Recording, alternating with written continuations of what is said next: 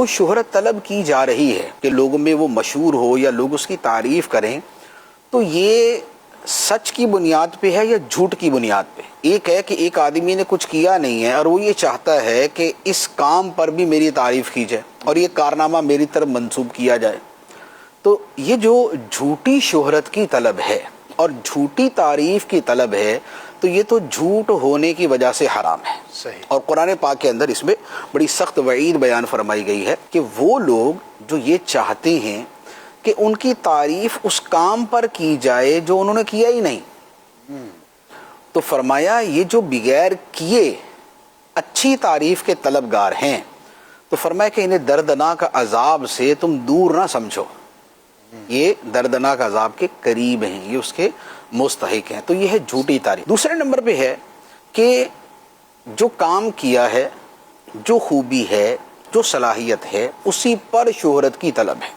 جی۔ تو یہ جو طلب شہرت ہے، اس میں عمومی طور پر ہم یہ کہہ سکتے ہیں کہ اکثر و بیشتر یہ مذموم ہے، ناپسندیدہ ہے۔ اچھا۔ شریعت کی نظر میں شہرت کی طلب بنیادی طور پہ یہ ناپسندیدہ اور مذموم میں آتی ہے، کیونکہ یہ انسان کو برائی اور گناہ اور ریاکاری کی طرف لے جانے والی چیز ہے۔ صحیح۔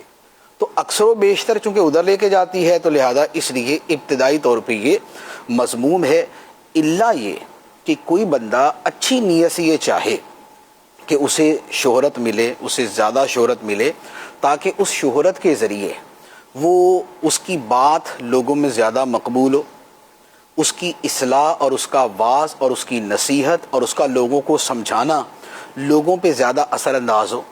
کیونکہ یہ ہم اپنے مشاہدے کے ساتھ ہم یہ دیکھتے ہیں کہ مشہور آدمی اگر کوئی بات کہتا ہے وہ زیادہ لوگوں تک پہنچتی ہے۔ ایسا ہی۔ مشہور آدمی اگر کوئی بات کہتا ہے تو اس کی بات کو زیادہ قبول کیا جاتا ہے۔